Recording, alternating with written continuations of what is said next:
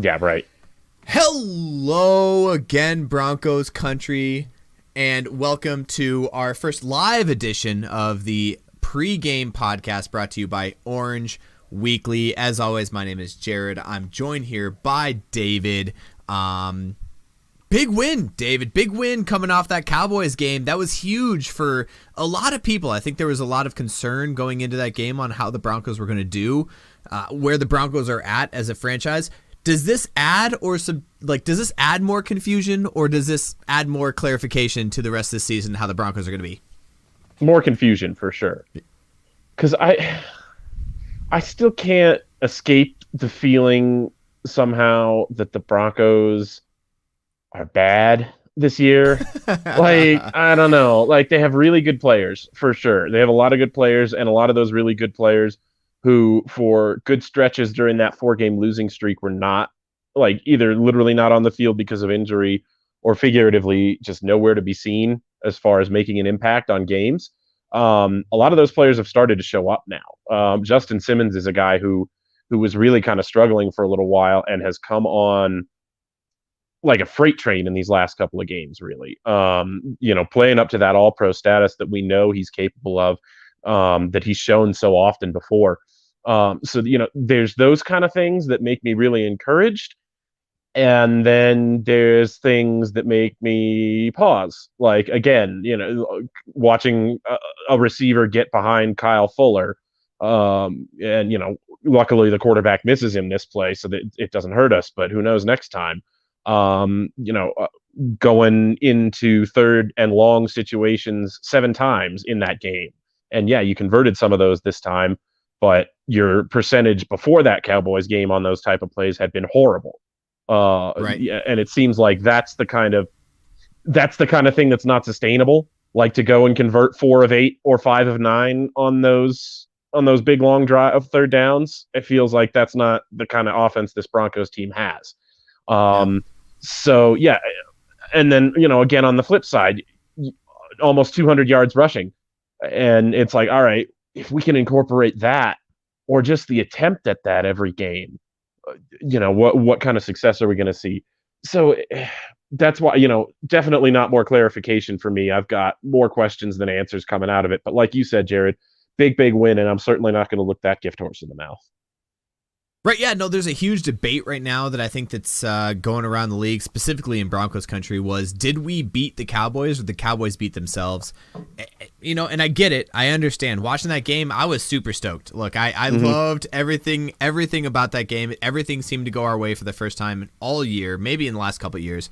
But our offense scored 30 points, and I don't think that is a fluke. You can't say that 30 points on the board is luck. You could say a couple, we got a couple extra gifts, right? We'll say that punt, right? That punt block that we picked up, didn't get the first down, but they touched it, and that's their fault, right? But yeah, there's a lot of debate on how that game was won, but I don't think 30 point. Yeah, I do not say 30 points is a ruse. I don't. Well, it's a good week to find out. Because let's just jump right into it. Our matchup here against Philadelphia this week, our offense matches up really well.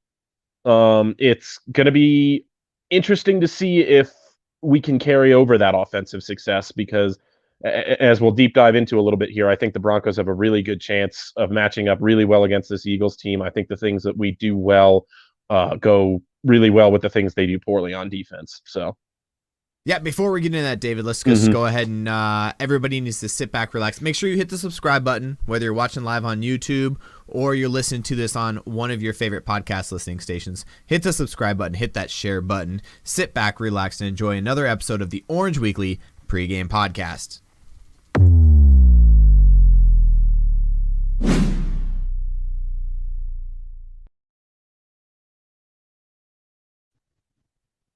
All right, Dave, let's get into this. We're going into Philly. Philly coming into Denver. We're wearing the throwback uniform, so there's got to be something to say about throwing those throwback uniforms on. And I got to admit, absolutely love the Color Rush uniforms that they're about to wear with the current blue with the old school logo. You know how this is a big debate between me and you, David. I love this. I love this logo with the new colors. You wish it was the old colors. There's so many teams in the NFL that use a navy blue right now. I just go back to that royal blue. It goes so well with that orange. But I get it. I get where you're coming from. Color Rush. It's my favorite week of the season too. Always a little bit better when you think you've got a chance to win that game. And what do you think, Jared? For the first time in a couple weeks, do you think we're ready to believe, or do you think we're ready to be hurt by this Broncos team again?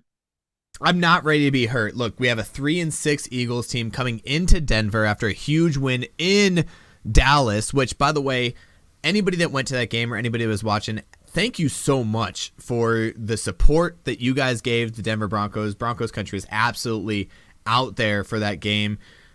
We're coming back to Denver. I do not think there's going to be as many empty seats as we saw the week before. Yeah.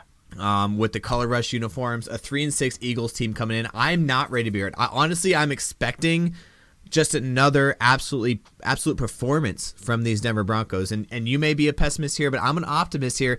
I think this is what every Broncos country fan has seen from the Broncos from day one.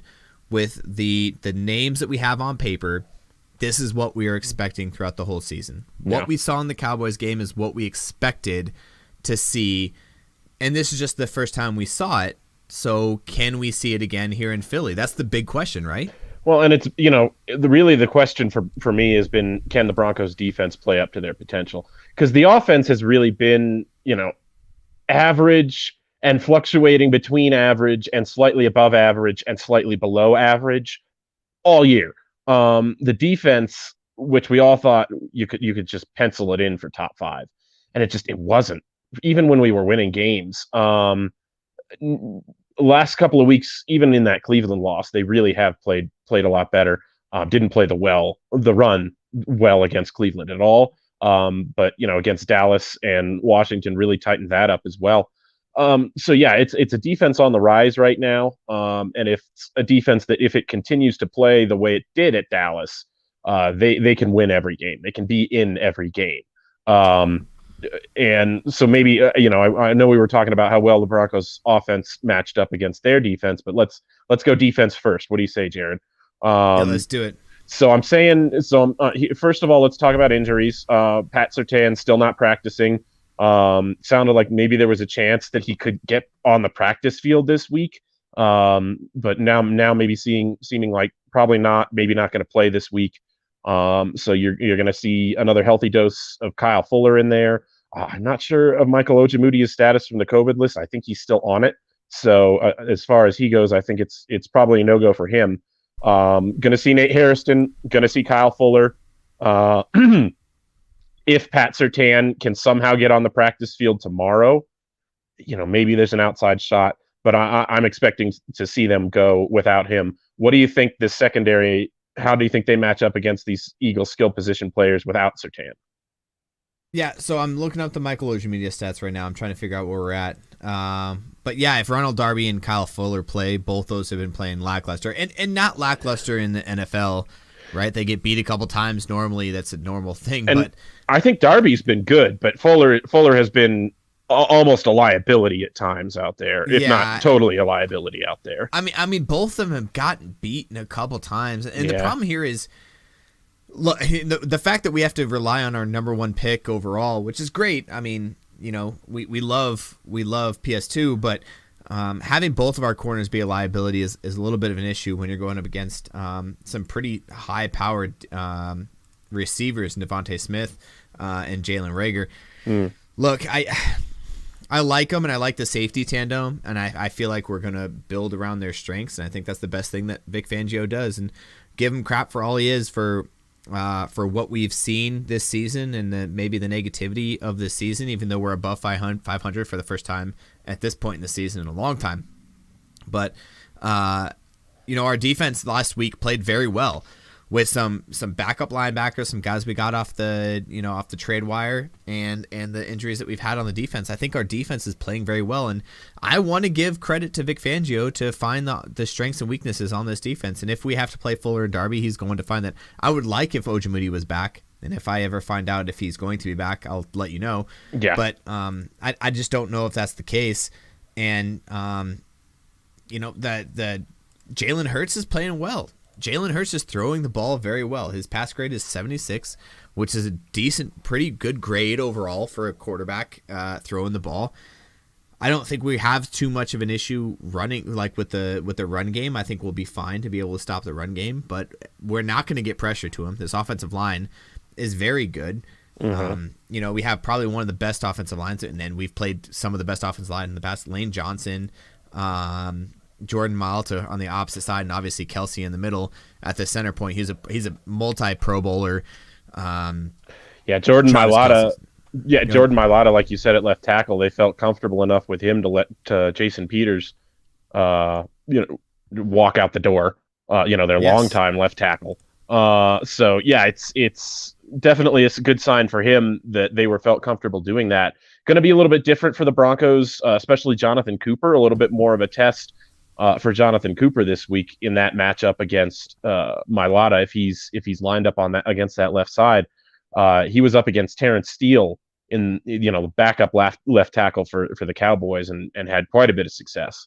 Hopefully he can keep that going this week. Do you think? That's I think you were just hitting on it. This Eagles offensive line. Do you think that's their strength on offense right now? That's 100% their strength. The only reason Jalen Hurts is doing as well as he is as a rookie is because of that offensive line. That's 100% where I see that coming. You're right. Jonathan Cooper and Weatherly, who played very well last week. Again, that tandem. Can't wait for Bradley Chubb to get back after the bye, but I think that tandem is good. But can they stand up to one of the better offensive lines in the NFL against the pass rush? Right, yeah. Their run rush is not very. I mean, their run block is not great.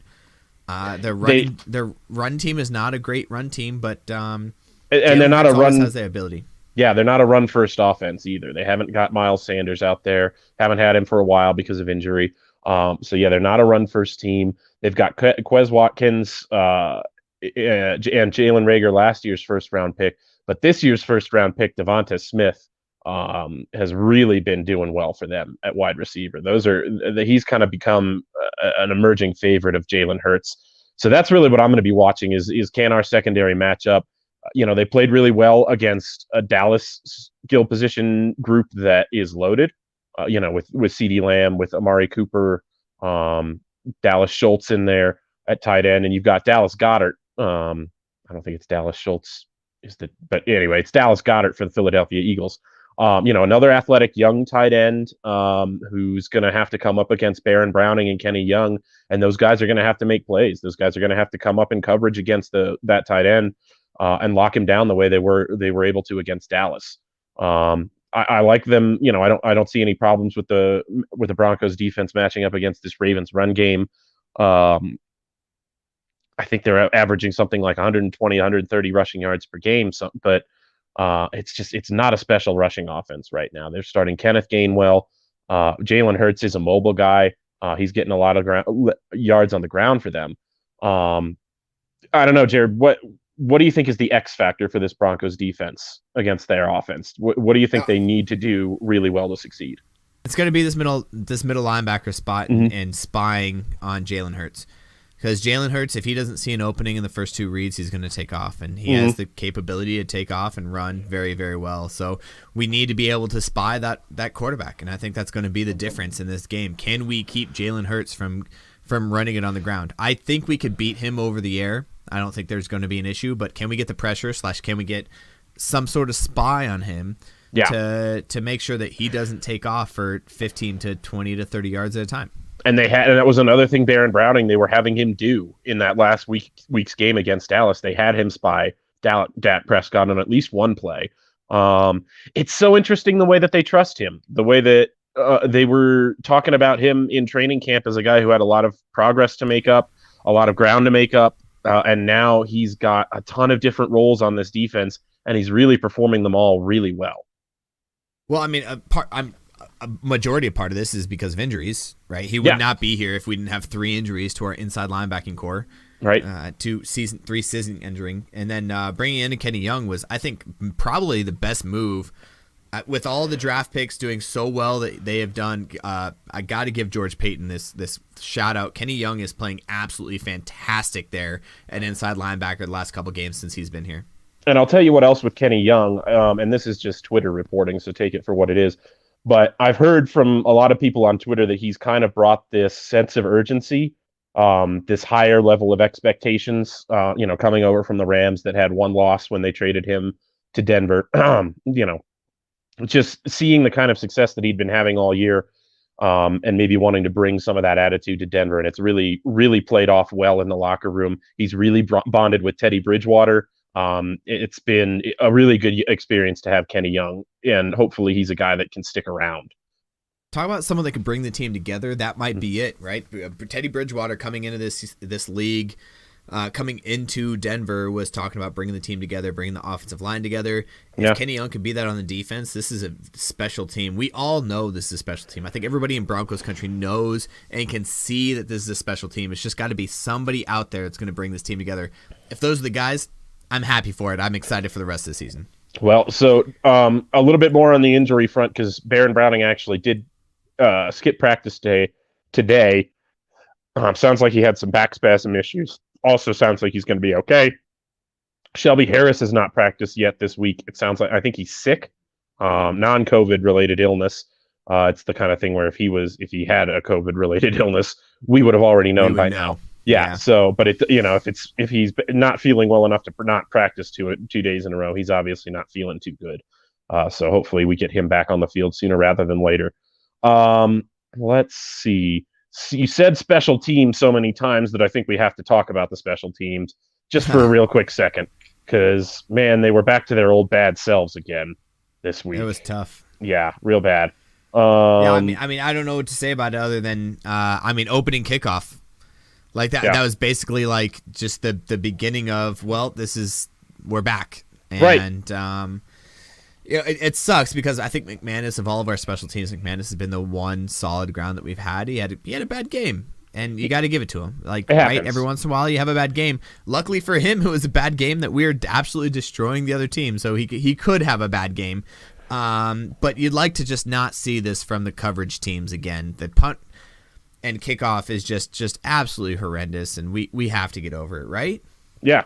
I mean, you'd think, but also maybe they're just bad, and maybe they just will be all season. I don't know, Jared. I've given up expecting any more from a Tom McMahon unit than this. Like, really, what else can you say? We know what the problem is. It's not being fixed. It continues to be a problem week after week. What else can you say? I mean, there's not much to say about special teams. I can't. Okay. Let's go ahead and move on to the other side of the ball, because I'm tired of talking about it. Let's talk about our Broncos offense with Jerry Jeudy back, who's having talk about a guy who's had a crazy bounce back season from what he had. It sucks with his injury and everything that he's gone through, but this guy is just coming out here and making plays when he needs to, and I absolutely love Jerry Jeudy. Yeah, absolutely. And you know what? Right now, it's not him making those highlight reel catches like maybe we thought we were going to see right away, but it is him contributing to the offense in meaningful ways, converting big time third downs, picking up yardage on first and second down, opening up things for the other receivers, giving Tim Patrick the chance to face single coverage where he shines. Tim Patrick is so good in single coverage. Giving Cortland Sutton the opportunity to go get balls. It's just opened up things for the entire offense to have him in there a little bit. It's a little bit of an overstatement to say they can't play without him, but it's definitely way better to have him back, and you can see the offense functioning a little bit better with him there. Yeah, I mean, that's really what it comes down to. The offense is just they're just gelling, right? To use Ayla's term here. Yeah. They're just gelling better together with the three great wide receivers. And this might be the last time, and it most likely will be the last time we see these three wide receivers out on the field together. And Tim Patrick, Cortland Sutton, both up for contract this year. and Jerry Jeudy obviously still on his rookie contract. I love what we see out of them. I love the contribution from all of them. And I think that Teddy Bridgewater really has the best receiving core he's ever had in his career, which is why he's playing some of the best football he's ever had in his entire career, right? Yeah. Oh, gosh. Yeah, absolutely. And, you know, credit to you, Jared. You've been on the Tim Patrick train from the very, very beginning. And I said this in our group chat when he made that, you know, over-the-shoulder, incredible 44-yard touchdown catch. Yeah, somebody's going to pay him $50 million next year. And we're just going to have to deal with that but see, I say that it might be this kind of thing where he's just criminally overlooked again. How can it be, you might say to yourself, but you know, if he somehow finds his way back to Denver next year, I don't know. Yeah, it's going to be pretty impressive. Yeah. Someone's going to pay him wide receiver one money. They have to. You think. He is wide receiver one talent. Absolutely. And it shows every week. Absolutely. He shows every week. And we talk about in the Rager show about the mom and dad. Who are you going to vote for? Who are you going to root for? Cortland Sutton to get over 100 yards or Tim Patrick to get over 100 yards? And it's like a mommy-daddy thing. Like, you want both of them to succeed. One is probably going to succeed over the other. And I don't know. I'm obviously a huge Tim Patrick fan. Coming up, coaching in San Diego. He's a San Diego kid. I've talked about this for a long time. I like the guy a lot. I think he's an awesome receiver, and yeah, he's getting what he deserved. He literally worked from the bottom to where he is at now, and it's just absolutely deserved from where he's going. I'd like to see them both in the team next year, but it is what it is. Right. So let's talk about this, how they match up against this secondary of the Philadelphia Eagles defense. Zach McPherson's playing very, very good defense as a backup. I think he's a backup, isn't he? Well, and so Darius Slay went out last week, and I think he may have come in for him. Slay had that hamstring injury, and it limited him in practice today. He did participate, so he may be able to play for this game. But a hamstring injury on a cornerback, that's a guy who's going to be running a step slower, even if he is out there. So yeah, that may be a matchup you can exploit. Slay's a guy who didn't play that well in his first year there last year, but has kind of been bouncing back. The rest of the secondary, it's a matchup the Broncos have an advantage, it seems to me, because we were talking about it a little bit before the show. The Eagles don't like to do anything real exotic on defense. They don't like to disguise coverages or blitzes. They will blitz on occasion, but it really mostly is rush 4. We'll cover it up on the back end the way we cover it up. And if you can beat that, great. And more power to you. The problem for them is quarterbacks have been beating them to the tune of 80% completion rates. I believe that's happened against them 4 times this season already, including last week against the Chargers. So it is very much a Teddy Bridgewater kind of game, where if he's willing to sit back and take what the defense gives him, which is one of his strengths as a player, he can really have success against this Eagles defense. I see that. I hesitate to say we should get away from that rushing offense that gave us so much success last week. But yeah, it seems to me that they're going to have avenues and windows to throw the ball this week if they want to try to do that. I agree with you 100%. I think their run defense it looks like a lot of their secondary pulls up and loads the box / assists in that run. However, I do think we have 2 running backs that could be able to take advantage of that. And if we keep the same game plan that we did against the Cowboys, we're going to be able to succeed. As I'm looking through this injury list, I finally found it.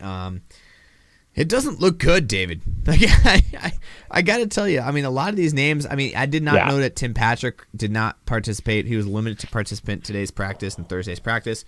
Kendall Hinton was limited in practice. He's been limited all week.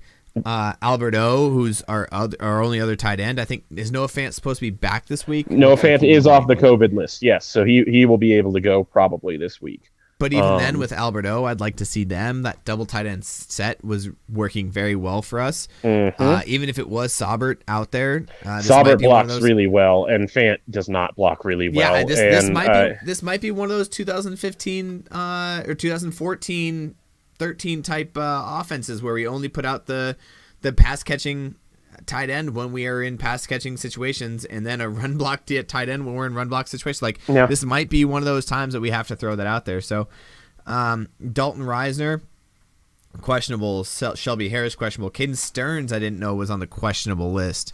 Another guy who played very well. Garrett Bowles probably going to miss the second game. At this point, it's going to be Calvin Anderson almost certainly in there at left tackle again, who played really well against Dallas. Should get a lot of credit for his performance, but he's going to be called on again this week. It looks like Bobby Massey will be out. Right tackle. Yep, he'll be out. Broncos will be missing both starting tackles. Graham Glasgow's out for the year, so we've already got Quinn Miners in there for sure. Maybe Natane Muti in there as well. At tackle? No, I mean at guard if Dalton Reisner can't go. Potentially Lloyd Cushenberry may be our only starter at offensive line. Which Fletcher Cox, not the player that he used to be, but certainly not a player that you want to discard. Not a player that you can safely say, oh, he's aged out of his effectiveness. That's not true. Derek Barnett, Josh Sweat. These Eagles have some guys that can rush the passer, so it's definitely we're a matchup of concern if there are multiple guys. Four out of those 5 starters can't go this week. That's so unfortunate that our offensive line is down to 1 starter from the beginning of the season, and I talk about our linebackers down to 0 starters. Our offensive line down to 1. That would be really tough. I expect at least one of those guys to go. I'd like to see Dalton Reisner back out there. Ultimately, I'd like to see. Did you say Massey is out for sure? Yeah, Massey's definitely out.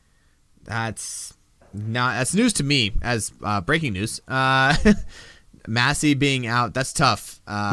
Both of our offensive tackles out for this game is going to be a tough ride, which honestly to me means run the ball with the guys who can break tackles. And both of our guys can break tackles. Both of our running backs can break tackles, and that's what it's going to come down to, is just continuing to run the ball, control the clock, and do what we did against Dallas. And I think we'll have a good shot at this game. I'm being optimistic, David. I do think our defense can stop Philly, and our offense has enough firepower to be able to take advantage of, regardless of how backup or how deep our offensive line room is, to take advantage of this Philly defense.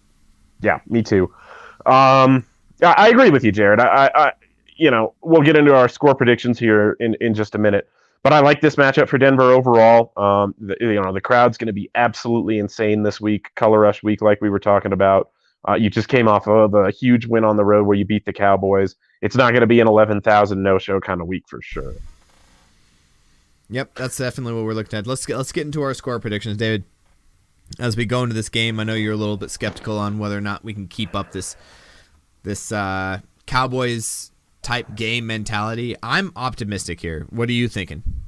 I mean, I think they're going to win. I don't know if they put a hurting on the Eagles like they put against the Cowboys. I think, as much fun as it was, I think that was a little bit of an aberration game. I think it's somewhere more in the neighborhood of 24-17 Broncos. And at this point, I almost hate to pick the Broncos to win just because I picked them to lose 2 weeks in a row and nailed the score the first time. Almost hit it on the opposite side. Almost hit it last week again too. Exactly right on for the opposite side. So I don't know. Me picking against the Broncos has led to some pretty decent success for them.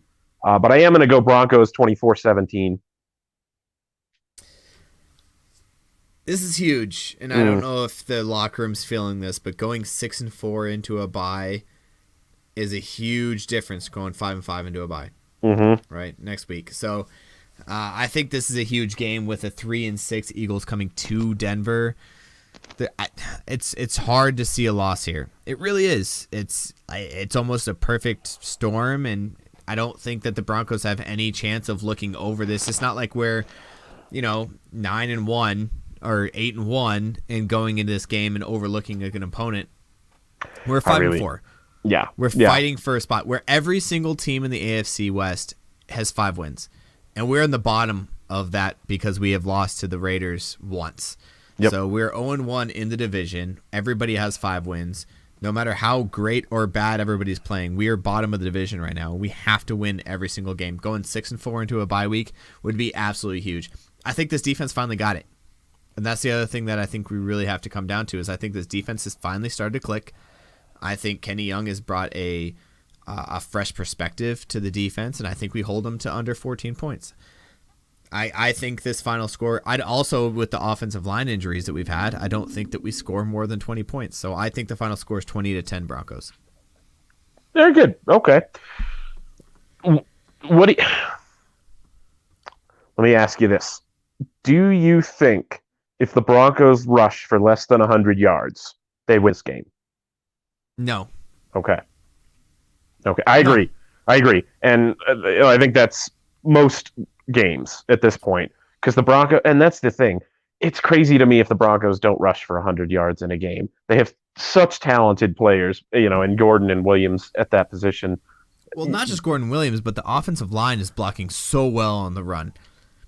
Yeah, like absolutely. Obviously Gordon and Williams are breaking a couple tackles, but like the offensive line is getting them pushed. I think the only game that we've watched this year that they didn't have that opportunity was for some reason the Raiders game.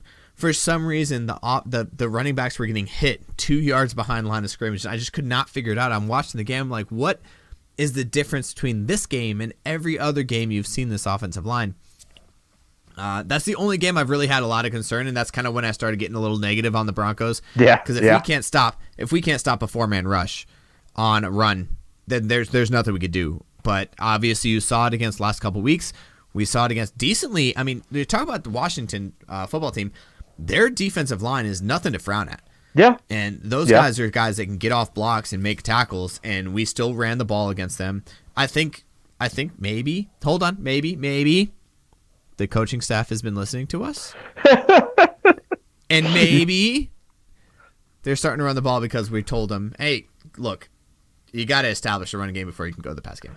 There's literally not a doubt in my mind that is exactly what is happening. Yes. Absolutely. That's what I'm talking about. 100%. 100%. All right, Jared. Well, that was kind of my final thought. What about you? Any final thoughts? My final thought here is I would absolutely love with a 3-6 Eagles team coming to Denver on Color Rush weekend. We absolutely need this win. This is going to be a turning point, and we'll talk about it at the end of the season as a turning point in this season at a 5-4 Broncos with the Eagles coming to town, a 3-6 Eagles coming to town. Now, obviously, it's nothing to frown at. Jalen Hurts is a very good quarterback, and we have to be able to spy him. We have to be able to make sure that we can control what he does. But I see us walking away with this win, going 6-4 into the bye, and we talking about after this bye, we have a different season on our hands. And all the AFC West teams are going into games this week. They're not all going to win, and we might be in the top 2 and back into playoff contention with a 6-4 Denver Broncos. Yeah, it's absolutely another one of those games this season. It feels like we've had 3 or 4 already, where this could totally change how the way we look at the entire rest of the season. The outcome of this one game. If we go into the bye week 5-5 having lost to the Eagles, it's going to be rough in Broncos country. But if we're 6-4, especially if we win convincingly, it'll be the sky's the limit. Absolutely, and I'm hoping for it, and I'm praying for it, and I'm seeing it. I see it. Yep. I see it. I'm literally watching it in my head. I think that we win this game. I'm predicting it. I don't know if I'm ready to expect it yet. I don't know if I'm ready to trust. I'm envisioning a win.